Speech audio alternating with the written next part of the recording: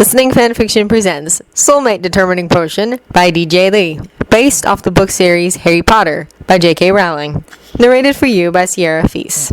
Hermione wondered not for the first time why nearly all the girls of Gryffindor Tower were huddled around Lavender Brown, merely because she was not included in the group. The bushy-haired girl shook her head in exasperation as she strode past the crowd on her way out of the tower.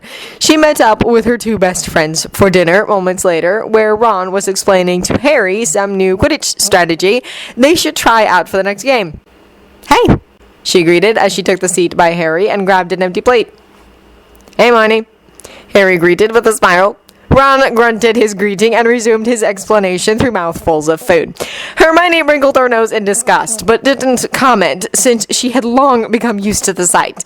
When Ron finally finished his explanation, Harry took the chance to ask Hermione, "Where is everyone? It feels as if all the girls from our house are missing."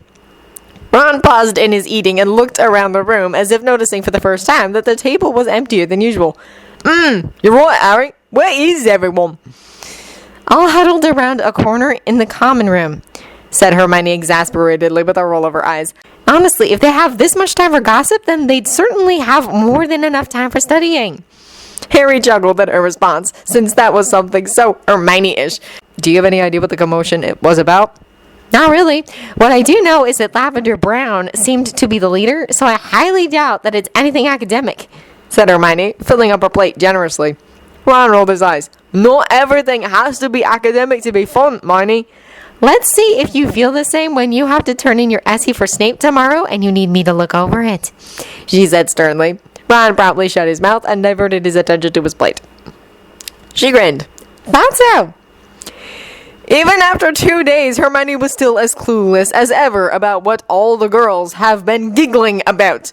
However, now it wasn't only the Gryffindor girls, it was all the girls from Gryffindor, Hufflepuff, and Ravenclaw with a couple of Slytherin girls every now and then. Hermione shook her head disapprovingly as she strode past yet another huddled and giggling group of girls on her way to the library. It wasn't until the end of the week that Hermione finally had an idea about what all the commotion was about. In her hand was a magazine, Witch Weekly. The article that nearly every girl in the castle was raving about was one of those typical love articles that Hermione had expected from both Muggle and Wizarding magazines. She was about to cast to decide if Ginny didn't insist that she at least read the article first. And so Hermione grudgingly read over the article. Her brows were furrowed in confusion when she reached the end. "This is nonsense," she told the youngest Weasley. "No, it isn't," said Ginny. "You just don't appreciate what the article is offering. Find your soulmate with this simple potion. Within 1 week, you will definitely find him or her money back guaranteed," intoned Hermione dully. "It sounds like a scam if you ask me. Have you tried it?" Ginny flushed in embarrassment. Not yet. I was going to try it with a few girls in my year, but I wanted to try it with you instead," she admitted. When it looked like Hermione was going to refuse, Ginny purposefully started looking up at the older girl with puppy dog eyes. Hermione sighed. "Fine. I'll try it with you, but only because you look so pitiful." Ginny immediately brightened up. "Thanks, Hermione." The older girl merely smiled at the redhead. "So, how much do I need to pay?" "3 sickles," answered Ginny instantly. Hermione blinked. "A little pricey, isn't it?" "It's money back guaranteed," reminded Ginny. Hermione sighed again, reaching into her pocket for the money. The things she did for friendship. Within the next few weeks, Hermione noticed that there were many swooning girls, but also many moping girls as well. Hermione took it that their soulmate wasn't exactly who they had in mind, if that potion worked at all. She still thought that it was a scam, but who was she to burst everyone's bubble? Ginny had caught up to Hermione on her way back to the tower, a small little package clutched tightly to her chest. Hermione could only assume that the package was the potion. "It says right here that we just have to drink it, and it will take up to a week, at most, for us to find out who our soulmates are," said Ginny, reading the little parchment that came in the box. "Your soulmate will become obvious to you by different methods depending on the person. If your soulmate is not in the area or you have never met, it is guaranteed that you will encounter him or her during that week." "It still sounds fishy to me," Hermione commented. Ginny laughed off the brunette's unease. Come on, you only get to live once. Let's see if it works. Hermione tried to have as much enthusiasm as the young Weasley, but found it hard to when she knew that the potion she was about to drink was 3 sickles that she would never get back. The next few days were some of the strangest that she had ever experienced in Hogwarts. Ginny had discovered that Neville was her soulmate because in her vision he had flowers sprout all around him as he bashfully asked her out to Hogsmeade. Left and right, Hermione had seen some of the oddest pairings she had ever seen. And if she wasn't seeing odd pairings, it was seeing someone like Pansy Parkinson screaming to Draco Malfoy's face about how he wasn't her soulmate and how she was much too good for him. Even Dumbledore seemed amused, though he never said anything about the strange phase the students were going through. Everyone's gone bloody bonkers, said Ron one day as he purposely tried to avoid looking in certain directions. Definitely, agreed Hermione. She turned to her left and noticed that Harry was purposely pulling his robes up to cover his face. Harry? What are you doing? He turned to look at her bashfully and said, There are girls everywhere trying to catch my eye. I don't really know what they want, but they're scaring me. Hermione let out a laugh. I don't blame you. I bet it's every girl's dream to become the soulmate of the boy who lived. For some reason, Hermione felt very strangely happy that nobody had Harry picked out as her soulmate yet. She didn't know why, but she'd figure it out later after all this chaos had passed. Also, she still didn't understand why she was hovering in the air a couple of centimeters off the bench all week. It must have been some weird side effect from the potion. Soulmates, said Ron and Harry simultaneously. Is that what this is all about? Asked Harry. Hermione nodded. Yes, it turns out there was this ad in Witch Weekly about this potion that can guarantee you find your soulmate within a week, or your money back. Ron let out a laugh. That sounds crazy! Harry couldn't help but agree. It also sounds like a scam.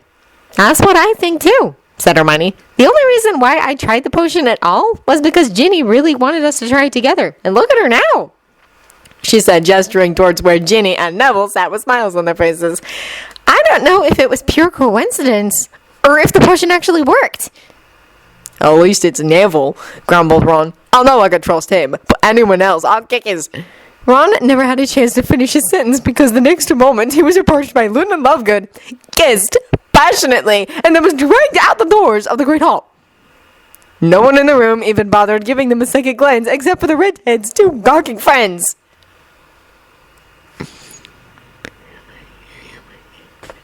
Was Ron just...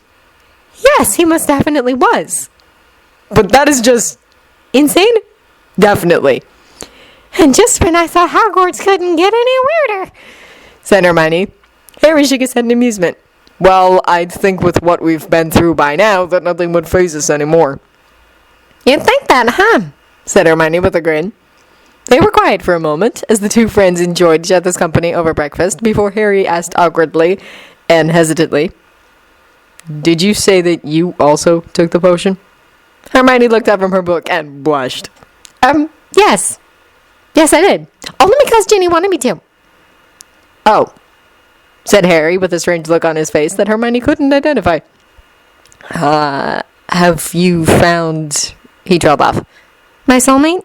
She finished. He nodded, his face strangely red. Hermione shook her head.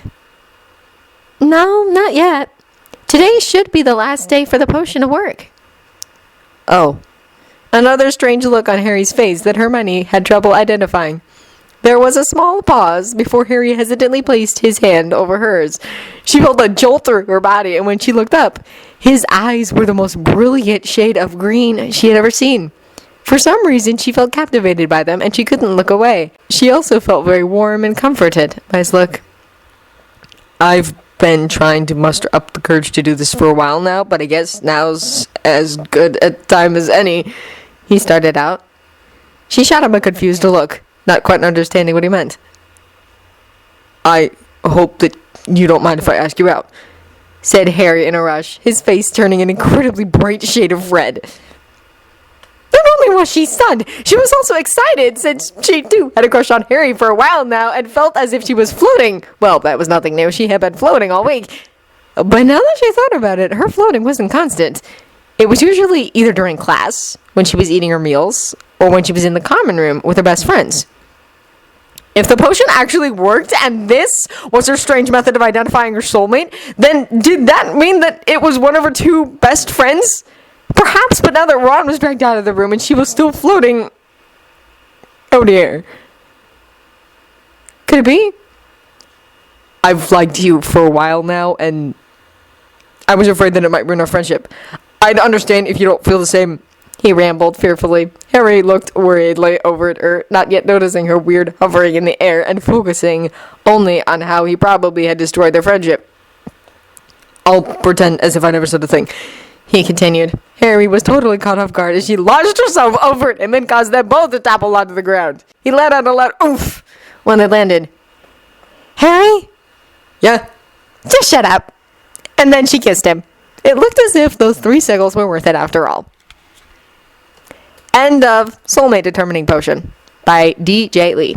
If you enjoyed this recording or the content, feel free to leave a comment below or review at the original story from the link in the descriptions. Thank you for listening.